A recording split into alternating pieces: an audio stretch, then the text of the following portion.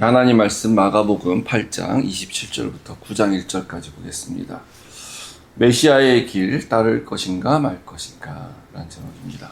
예수와 제자들이 빌립보 가이사랴 여러 마을로 나가실새 길에서 제자들에게 물어 이르시되 사람들이 나를 누구라고 하느냐? 제자들이 이르되 세례 요한이라 하고 더러는 엘리야 더러는 선지자 중에 하나이다. 또 물으시되 너희는 나를 누구라 하느냐? 베드로가 대답하여 이르되 주는 그리스도이다 하매 이에 자기의 일을 아무에게도 말하지 말라 경고하시고 인자가 많은 고난을 받고 장로들과 대제사장들과 서기관들에게 버림받아 죽임을 당하고 사흘 만에 살아나야 할 것을 비로소 그들에게 가르치시되 드러내놓고 이 말씀을 하시니 베드로가 예수를 붙들고 항변하매 예수께서 돌이키사 제자들을 보시며 베드로를 꾸짖어 이르시되 사탄아 내 뒤로 물러가라 내가 하나님의 일을 생각하지 아니하고 도리어 사람의 일을 생각하는도다 하시고 무리와 제자들을 불러 이르시되 누구든지 나를 따라오려거든 자기를 부인하고 자기 십자가를 지고 나를 따를 것이니라.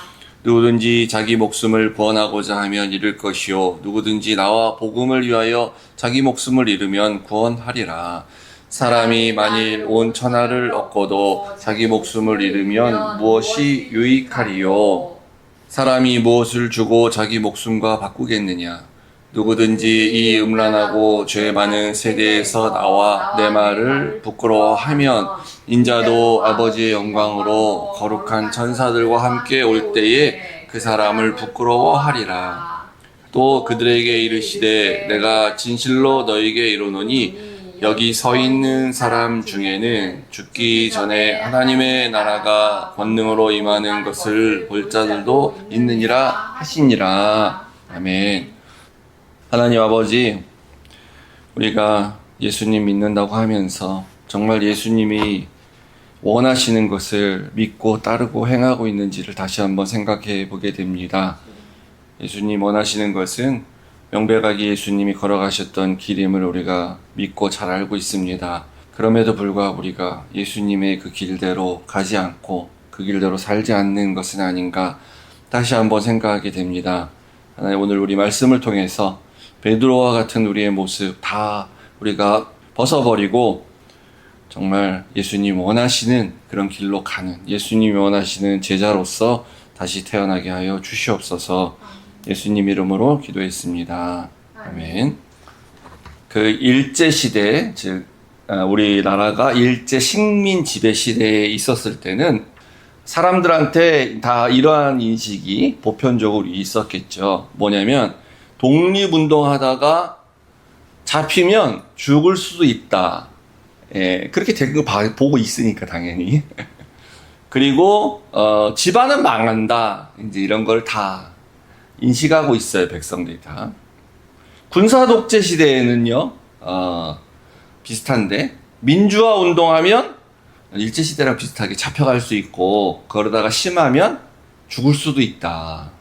또 집안도 엉망진창 될 수 있다. 일제시대 때만큼은 아니겠지만 심한 경우 그럴 수 있었고 우리가 역사적으로 그랬다는 것을 또 잘 알고 있습니다.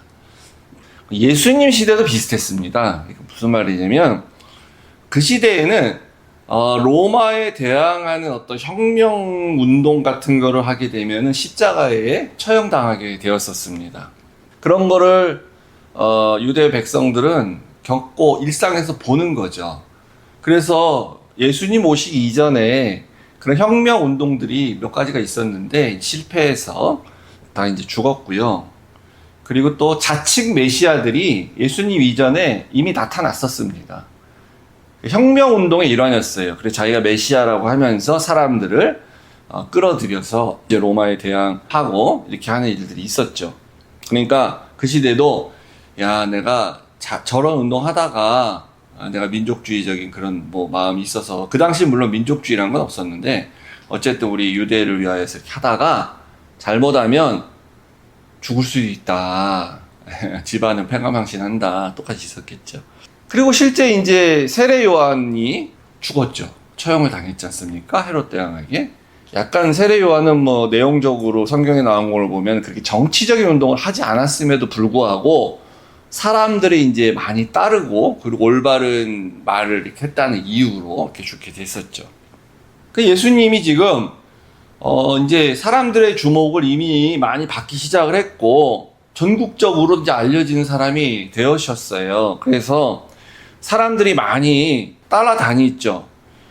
그래서 예루살렘에서 온 바리새인들과 서기관들이 점점 예수님을 주목하게 됐습니다. 이거 혹시 요주의 인물이 아닐까? 그러다가 또 논쟁도 하고 서로 싸우기도 했었습니다. 그런데 이 많은 무리들이 따라다니니까 자칫 잘못하면 이 지도자인 예수가 마음만 먹으면 이 수천 명씩 모이고 있는데 그 당시 수천 명이면 엄청나게 많은 사람이죠. 얼마든지 선동을 하고 폭동으로 이어질 수도 있는 그러한 위험성을 보게 될 수 있었겠죠. 근데 예수님께서 다행히 전혀 그런 움직임을 보이지 않으셨기 때문에 이제 그냥 예의주시만 이렇게 아마 하고 있었을 것이에요.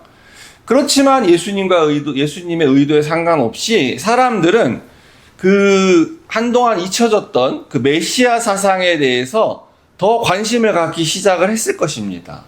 그래, 메시아가 온다고 했었지. 그 전에 여러 명이 있었는데 다 가짜였지. 다 실패했지. 근데 이 사람, 이 예수? 이 젊은 청년, 예수라고 하는 이 젊은 청년이 구약에서 말한 메시아가 아닌가? 요렇게 이제 생각하기 시작했을 거예요. 관심 가지고. 근데 오늘 드디어 우리가 읽었는데 예수님 본인이 내가 메시아 맞다! 이렇게 얘기를 했어요. 자기가. 그러니까 이제 유대인들 입장에서 보면은 이제 영웅이 탄생하는 순간입니다, 지금. 드디어 기다렸던 메시아. 본인이 자기가 메시아라고 딱 얘기를 했어요. 그러면 이제 유대인들이 기다렸던 그 메시아에 대한 기대, 이거를 이제 이분이 해줄 수 있겠구나, 라고 생각을 할 수밖에 없는 거죠. 근데 이제 그래서 예수님의 태어나는 것부터 이렇게 돌이켜서 보면요. 그 태어나는 과정부터 사실 심상치 않았죠. 천사가 강림을 하고, 마리아에게 나타나서, 동정녀 탄생을 얘기하고, 이거 수태고지라고 하죠. 그래서 네가 임신을 하고 애를 낳을 것이다. 처녀가 잉태할 것이다. 그런 거. 그런데 태어났어. 그 태어나는 날에는 막 동방에서 별이 이렇게 와가지고 동방박사가 또 와서 경배하고 갔다 그러고 태어났는데 유대인의 왕이더라 뭐 이런 소문이 나기도 했고요. 그러다 보니까 죽을 위기에 처했어요. 헤롯 대왕이 두사리아에 모든 아기를 다 죽이라고 했을 때 애국으로 피생해서 살았죠. 요게 다 모든 고대 사회에 고대까지 안 가도 하여튼 과거에 왕들이 태어나는 전형적인 스토리예요. 그 전형적인 서사죠. 우리 맨날 드라마에서 보는 거 아닙니까? 이 영웅이 탄생할 때, 왕이 탄생할 때 요런 스토리로 다 탄생하죠. 보통 대체적으로 보면은. 그리고 어렸을 때 에피소드 몇 개가 있고요. 자세하게 많이 나오지 않지만 뭐 성전에 갔다가 엄마가 찾고 뭐 이러면서 내 아버지 집에 있는지를 모르십니까? 뭐 이렇게 얘기하고 그러면서 30살쯤 됐을 때 이 청년이 갑자기 나타났어요. 다시 등장을 한 겁니다. 근데 이 청년이 막 능력을 행해요. 기적을 행하고. 메시지가 그리고 이때까지 바리새인들과 율법학자들이 얘기했던 그런 메시지하고 전혀 다른 설교를 해, 이 사람이. 그러면서 기득권층하고 대립을 합니다. 그리고 이때까지 절대 불문율력이었고 언터처블이었던 안식일에 대한 율법에 대한 재해석을 합니다. 진짜는 그게 아니야. 하나님이 원하시는 진짜 뜻은 니네 오해하고 있는 거야. 그런 게 아닌데 이러면서 재해석을 하고 스스로가 잘 안 지켜 율법을. 안식일도 어떻게 보면 의도적으로 범하시는 것 같아. 그래서 사람들이 다 이 사람이 메시아가 아니냐라는 이런 관심을 갖고 있을 때에 드디어 오늘 자기가 메시아다, 맞다 라고 선언을 하지 않습니까? 확인되는 순간이에요. 이 제자들이 이제 이 얘기를 들을 때에 선택을 해야 되겠다. 중요한 건 이게 좋은 게 아니고 선택해야 됩니다. 메시아인 것을 이제 인정을 해. 맞다. 당신이 메시아가 맞구나. 그러면 제가 아까 얘기했잖아요. 과거의 메시아 운동은 결말이 처형이에요. 이분이 메시아인데 진짜인지 가짜인지는 아직 잘 몰라. 진짜라고 물론 믿으니까 따라가겠죠. 그럼 내가 이분이 진짜로 믿고 따라서 이분이 하는 행동을 해서 그 메시아 운동에 따라갔을 때에 요게 잘못되면 처형당할 수 있다 라는 그런 길이 하나가 있고, 근데 그게 아니고 이분이 진짜 우리 여호와 하나님 믿는 우리 유대인의 그 신앙 사상에 비춰봤을 때 진짜 하나님 보내시는 메시아면 이분이 와서 로마를 몰아내고 왕이 스스로 돼서 뭔가 하나님 나라를 새로 만들 것이다. 자기들이 알고 있는 메시아 사상이 그렇기 때문에, 그러면은 우리는 이제 하나씩 장관하고 총리도 한 명 하고 개국공신이 다 돼서 부귀영화를 누릴 수 있을 것이다. 이 두 가지 길 중에 선택을 해야 됩니다. 완전히 정반대의 길이죠. 그 기로에 딱 놓인 거예요, 지금. 그 메시아 선언을 듣는 게 좋은 게 아니에요. 그 들으면 그다음 선택해야 돼요. 그 이야기가 오늘 전개가 되는데, 이제 예수님과 제자들이 27절에 보시면 빌립보 가이사랴로 가는 길에서 이제 이 이야기가 시작이 되죠. 아주 의미심장하죠. 이 두 가지 길 중에 하나를 선택해야 되는데, 이 빌립보 가이사랴로 가요. 이게 이제 가이사랴 빌립보라고도 하고 빌립보 가이사랴라고도 하는데요. 그 지중해 연안에 가이사랴라는 도시가 또 따로 있어요. 그건 다른 도시예요. 요 이제 빌립보서의 그 독자들, 수신자가 되는 그 빌립보인데, 이게 이제 옛날 도시 이름은 과거에 뭔지 모르겠지만 어쨌든 그 예수님 태어날 당시 헤롯 대왕이 로마로부터 이 땅을 통찰하고 이렇게 받아서 그 아들 빌립에게 준 도시예요, 여기가. 그래서 여기 이름이 빌립으로 바뀝니다. 그래서 이게 빌립보인데, 근데 이게 가이사, 그러니까 로마 황제 시저한테 받은 거기 때문에 요것이 빌립보 가이사라고 이렇게 부르는 거예요. 그러니까 이게 로마 황제가 하사한 도시니까 요거는 어떻게 보면 로마의 축소판 같은 도시로 좀 만들고 싶었던 거예요. 그리고 모든 환경이, 그 로마 하면 이제 그 상징이 있지 않습니까? 제국의 영광을 추구하는 그런 도시, 부와 성공의 대상, 세속의 대시, 그리고 온갖 신들, 이교 신들이 다 모여 있는 그런 도시. 그러니까 우리가 옛날, 지금은 안 그랬는데 지금도 여전히 더 오히려 거꾸로 돼서 그런가? 그 옛날에는 이런 말이 있었어요. 대한민국에도 성공하려면 서울로 가야 된다. 크게 되려면 서울로 가야 된다. 이 조그만 동네 도시, 시골에 있으면은 넌 성공 못해. 이런 게 이제 과거 한 뭐 60, 70년, 80년대에는 있었습니다. 통용됐어요, 진짜. 그러다가 이제 전국적으로 발전했는데 요즘은 오히려 서울만 발전하고 나머지 지방은 다 죽어가니까 또 이런 말이 다시 생겼을지도 모르겠어요. 성공하려면 서울로 가야 된다. 그러니까 아파트를 살려면 서울에 살아야 된다. 똑똑한 한 채가 중요하다. 다 같은 말, 맥락이죠. 그러니까 요 빌립보는 그런 도시예요. 요 도시로 가고 있는 길이에요. 요 상징이 뭡니까? 그러니까 이 길로 가면 우리는 그 세속의 도시, 영광의 그 제국의 영광을 추구하는 도시, 부와 성공의 상징인 그 도시를 우린 지금 가고 있는 거야. 그러니까 우리는 있잖아요. 사실 현실의 삶에서 어쩔 수 없이 이 빌립보 가이사랴와 같은 곳에 살고 있거나 그리고 이곳으로 갈 수밖에 없는 현실이 있어요. 우리가 다 사실은.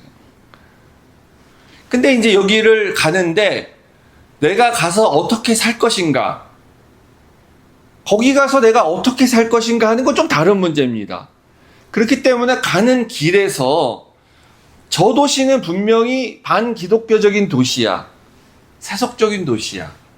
하나님의 법에 따라서 사는 사람보다는 그냥 물질적 가치관에서 따라 사는 사람이 더 많은 도시야. 어쨌든 나도 근데 거기가 살아야 돼. 세상에서 살기 때문에. 근데 나는 거기서 어떻게 살 것인가? 무엇을 추구하며 계속해서 어떤 길로 갈 것인가 하는 것은 결심을 해야 하고 준비를 해야 되는 거죠. 가기 전에 결정을 해야지. 어떻게 보면 가서도 물론 결정할 수 있겠지만, 그 예수님이 요때 가는 길에서 제자들에게 이걸 묻는 겁니다. 너희들 가기 전에 결정하고 가. 마음에 준비하고 가자 우리. 그래서 예수님의 질문은 그거죠. 우리 이 길로 가고 있는데 너네가 나를 성공한 메시아라고 생각을 하고 성공할 메시아겠죠, 이제니까. 그리고 날 따라갈 것인지 아니면 이 길이 그 길이 아니고 고난의 길로 니들이 알고 혹시 가는 것 좀 알고 있냐? 고난 받을지도 모른다는 거? 잘못하면 죽을 수도 있어. 그렇게 알고 가는 건지 그거 생각해보고 가자는 거죠. 결정해라 그거. 근데 뭐 결정한다고 되는 건 아니죠. 예수님의 길은 정해져 있으니까 깨달으라는 의미겠죠 사실은. 근데 요거 이제 극단적으로 이렇게 표현하다 보니까 그런 건데, 누가 죽을 줄 아는 길이면 갈 사람이 세상에 어디 있겠습니까? 죽는 길인지 아는데 가는 경우는 아주 극히 예외적인 길이죠. 특별한 경우. 누가 그렇게 가고 싶겠어요? 나보고 선택하라 그러면 안 가지. 선택의 여지가 없을 때 가는 거지 사실은. 그래서 예수님께서 요 죽고 사는 거, 고난의 길, 자칫 잘못하면 죽을 수도 있는 요건 그런 우리가 살고 죽는 것이 아니다 라는 거를 그 뒤에 얘기해 주는 거예요. 읽어보면 하나도 어려운 게 없어요. 누구든지 자기 목숨을 구원하고자 하면 오히려 잃을 거다. 살고자 하면 죽을 거고, 누구든지 나와 복음을 위해서 죽으려고 각오한다면 살 거다. 구원받는다. 그러니까 예수 하나님 나라에 구원받느냐 구원받지 못하느냐, 다른 말로 하면 하나님 나라에 들어갈 수 있느냐 들어가지 못하느냐라는 그런 기준에 있어서의 살고 죽음 그런 거라는 거죠. 근데 만약에 어떤 사람이 세속적 관점에서 온 천하를 다 얻었다 할지라도 영적으로 죽어서 그래서 구원받지 못하고 하나님 나라 들어가지 못하면 뭐가 그게 유익하겠냐, 이렇게 해서 설명을 딱 해줍니다. 그러니까 예수님의 길, 메시아의 길로 가는 것을 너무 두려워하지 마라. 이건 우리가 영적으로 사는 길이야.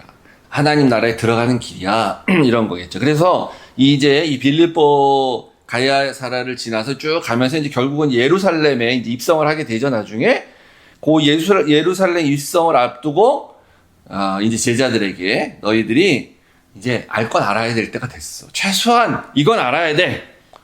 하고 딱 이제 질문을 던지는 겁니다. 그래서 이 길에서 예수님이 사람들이 나를 누구라 하느냐? 라고 이제 질문하시죠. 사람들이 나를 누구라 하느냐? 그래서 이제 제자들이 대답을 합니다. 그리고 나서 그 다음에 그럼 너희는 나를 누구냐 하느냐? 이렇게 묻으시죠? 근데 저는 여기서 명확한 대답은 알 수 없지만 한 가지 이렇게 질문이 들었어요. 이게 왜 처음부터 제자들한테 너희는 나를 누구라고 생각하냐 묻지 않으셨을까?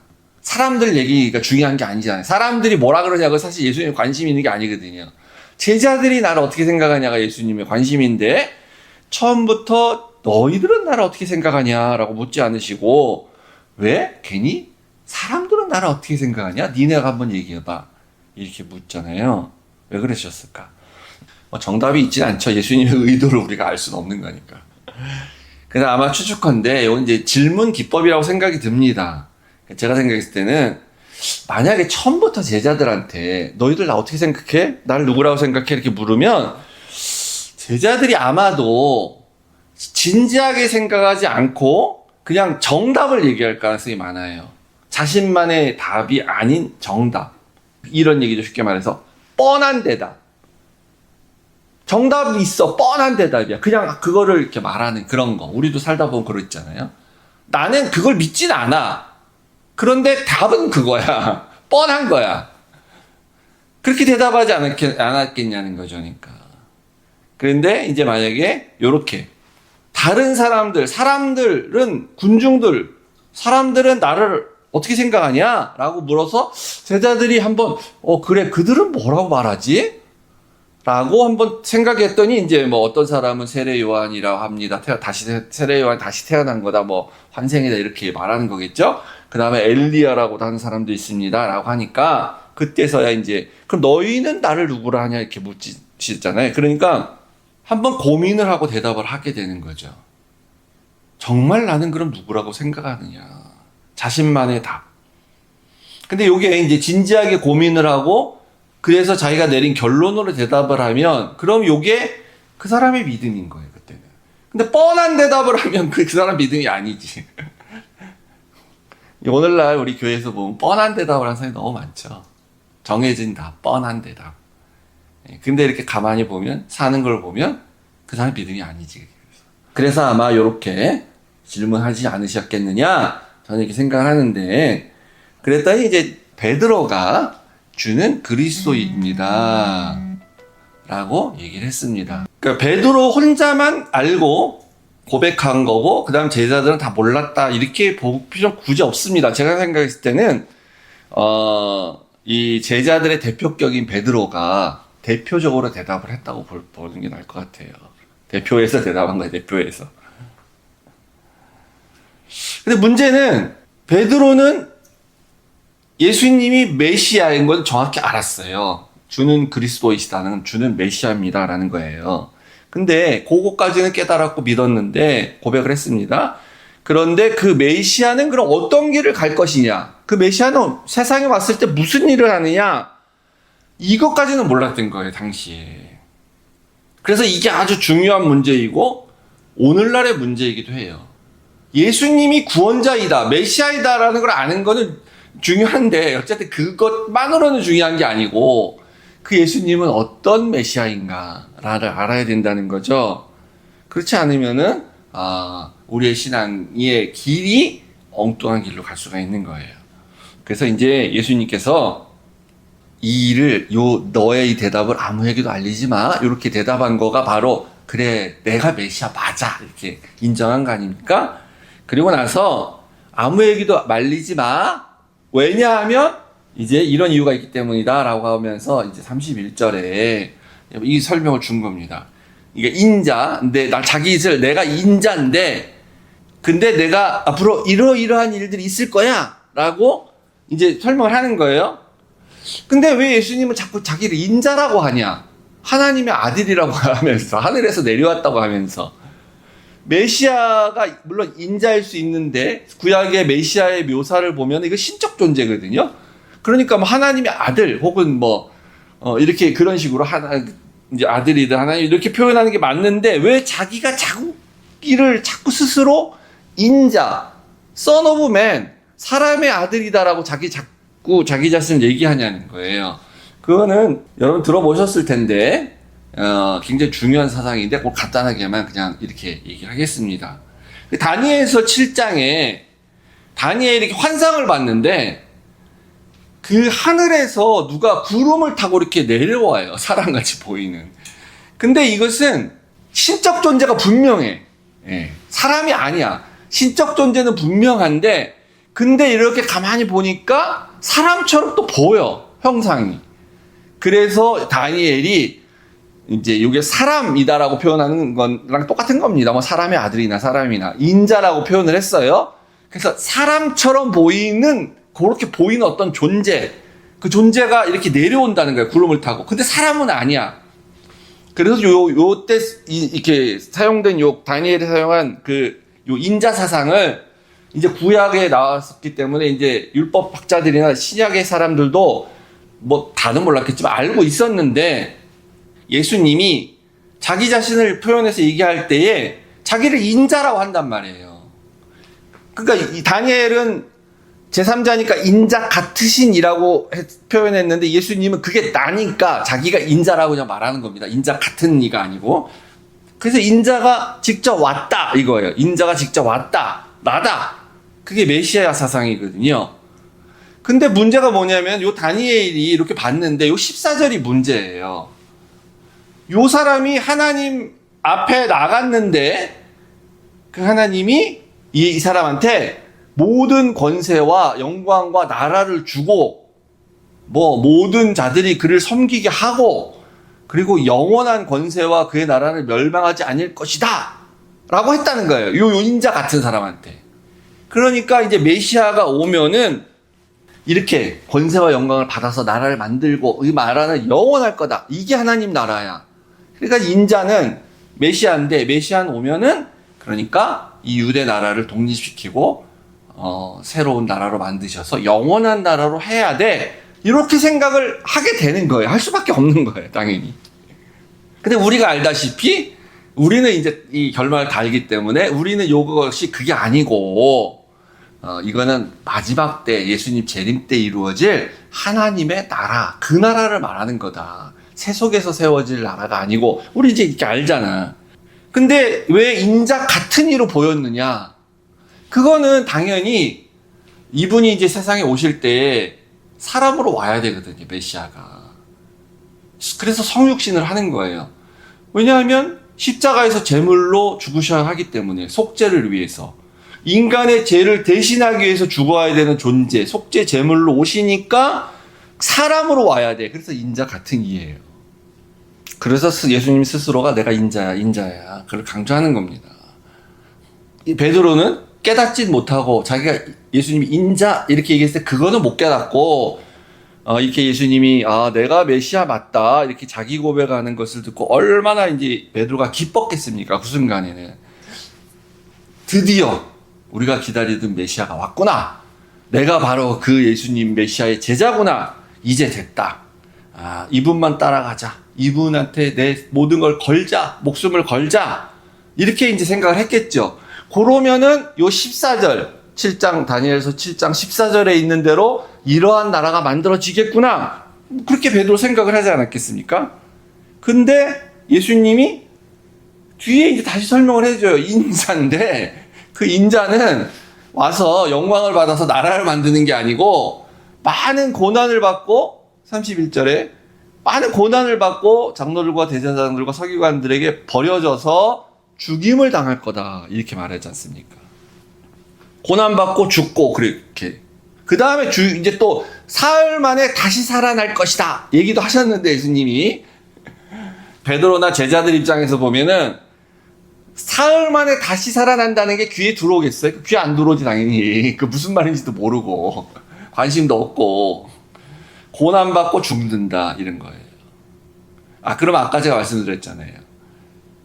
이 혁명이 실패하면, 이 하나님 나라를 건설하는 혁명 운동이 실패하면, 십자가에서 처형인데, 싸워보고, 막 싸우다가, 이렇게 막 우리가 막 싸우고, 막 이렇게 뭘 하고, 노력해보고, 막 해서 나라를 건설하려고 하다가 안 돼가지고 잡혀서 죽으면 그러면 그것도, 좀, 그렇지만, 그럼 덜어고래기라도 하죠. 그건 어쩔 수 없는 거잖아요. 해봤는데 안 되니까. 근데 그게 아니야. 지도자가 스스로 죽겠대, 그냥 스스로. 싸워보지도 않고 시작부터 죽는다는 거예요. 이렇게 죽게 될 거다, 자기가. 그럼 이 얘기 뭡니까? 예수님만 죽으시고, 그러세요? 예. 그럼 어떡하겠습니까? 예수님, 그렇게 하셔야죠. 그게 아니잖아요. 예수님이 죽으면, 그 추종자였던 자기 12 제자도 같이 다 죽는 거죠, 전부. 제자들도 다 죽는 거예요, 그냥. 그래서 예수님이 잡혔을 때 제자들이 다 도망가는 겁니다. 자기들도 잡힐까봐. 베드로는 이제 3번 부인을 하는 거죠. 그러니까 아까 다니엘 서 15절에 보면은 다니엘이 그 환상을 보고 나서 이게 도대체 무슨 환상이냐? 도대체 알 수가 없다. 이게 나 너무 헷갈린다. 그래서 내 마음과 내 머리가 복잡하고 번민이 된다. 이런 말을 했거든요, 다니엘이. 그때 제자들도 그런 거니까 얼마나 헷갈리겠습니까? 번민이 되고 이게 도대체 무슨 말인가? 그래서 이어지는 그 32절과 31절, 3절을 보면요. 제자들과 이 베드로의 입장에서 보면요. 이거 용납할 수가 없는 얘기예요, 사실은. 그때 당시에는. 이건 큰 실망을 넘어서 이건 분노와 아주 그냥 처절한 배신감 같은 말입니다. 예수님의 말씀. 이제 성경 그대로 표현을 보면은 예수를 붙들고 항변하매. 이건 뭡니까? 조용히 이렇게 그러시면 안 돼요, 스승님. 죽으신다니요. 제자로서 제가 당연히 말려야지. 이런 게 아니고, 이게 지금 무슨 헛소리를 하는 겁니까, 지금? 우리가 지금 다 버리고, 우리 가족을 버리고, 당신을 지금 따라다니고 있는데, 당신이 지금 이게 하실 소리예요? 이게 말이 되는 소리예요? 그러면서 붙잡고, 심한 경우에 막 예수님한테 단순한 항의 차원을 넘어서는 그런 막 예수를 꾸짖어가면서 하는 같은 심하게 얘기하면. 그 예수님이 막 이렇게 막 몸을 흔들면서 정신 좀 차리세요. 요즘 어떻게 되신 거 아니에요? 라고 하는 정도 같은 그런 식의 이렇게 반응을 보이고 있는 거예요. 이 말이 됩니까? 아니, 어떻게 이럴 수가 있어요? 이런 거죠.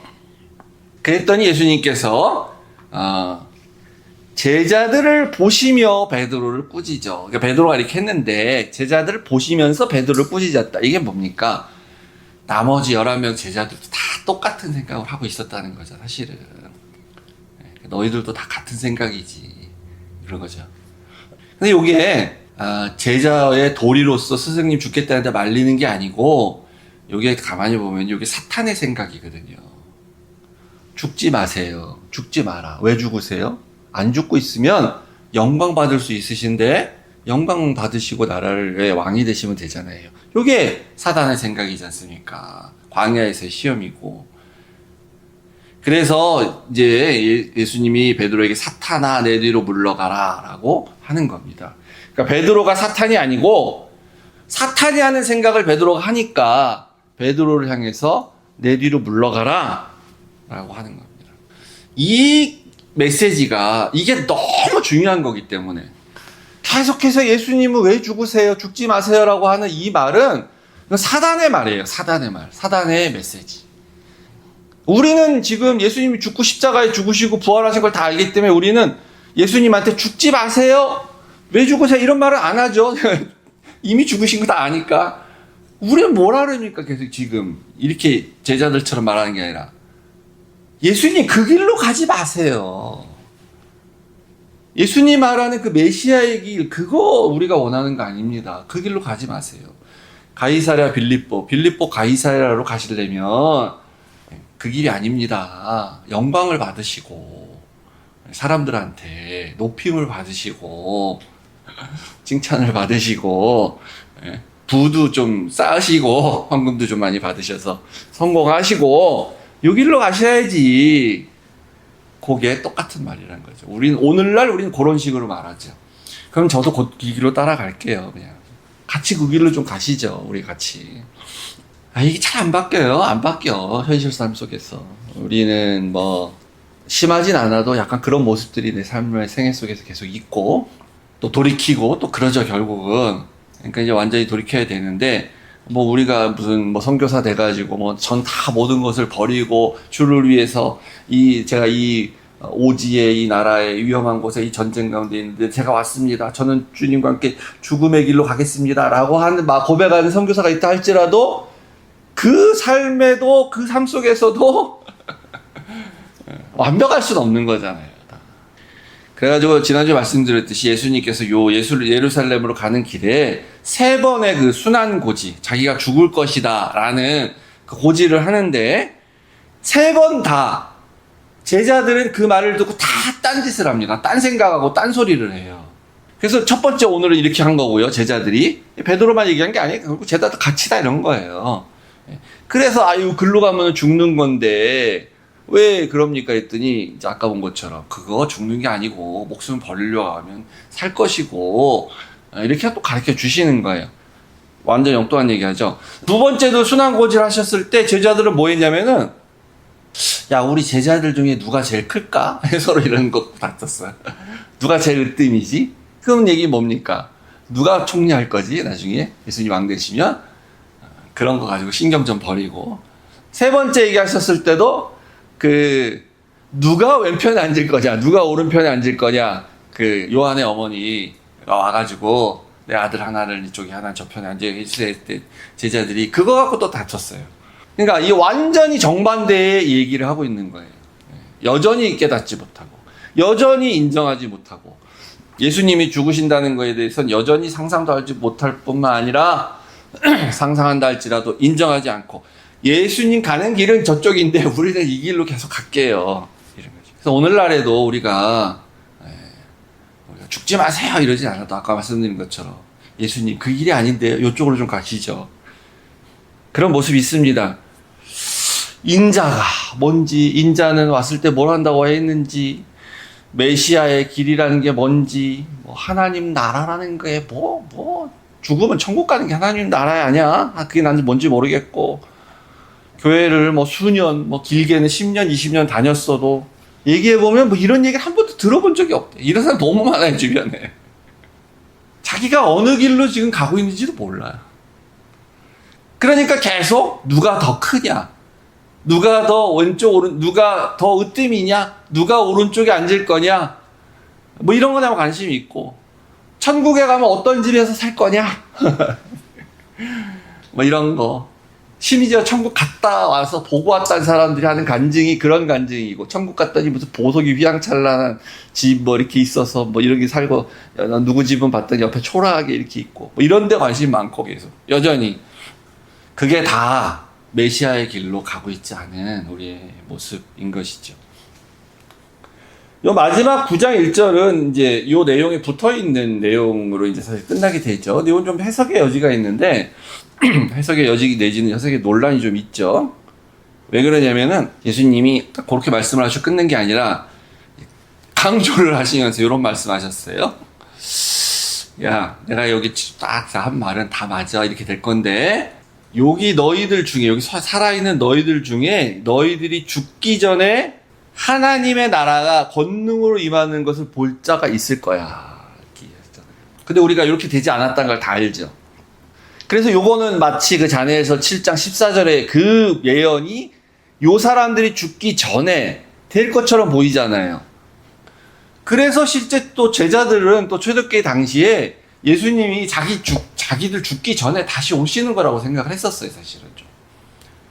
이렇게 말씀하시는 게 또 몇 군데 더 있거든요. 근데 이제 역사적으로 우리가 봐서 알지만, 예수님의 완전한 재림 이후에 완전한 하나님의 나라 이루어지지 않죠. 하나님 나라가 권능으로 임하는 것을 보지 않았죠.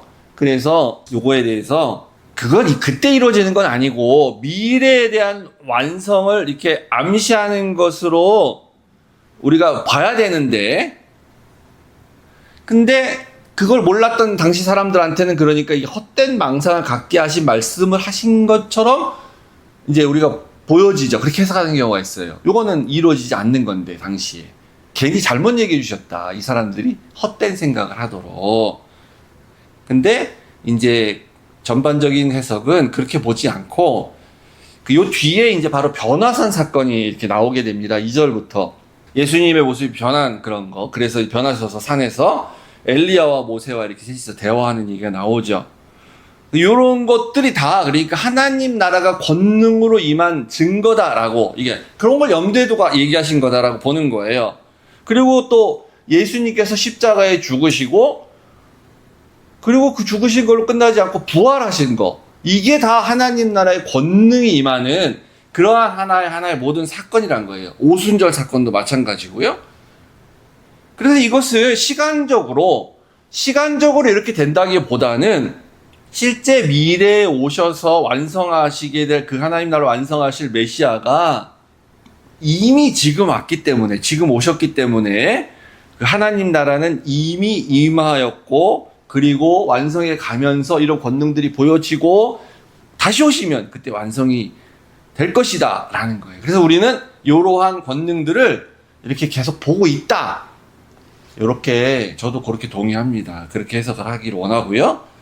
그래서 우리는 역사적으로 예수님의 변화산 사건, 뭐 십자가의 죽음과 부활, 그리고 오순절 사건, 그 이후에 있었던 일들, 이런 걸 우리 역사적으로 보면서 믿고 권능을 보고 있는 건데, 우리가 살고 있는 이 세상 속에서도 우리는 뭔가를 보고 있다고 봐요.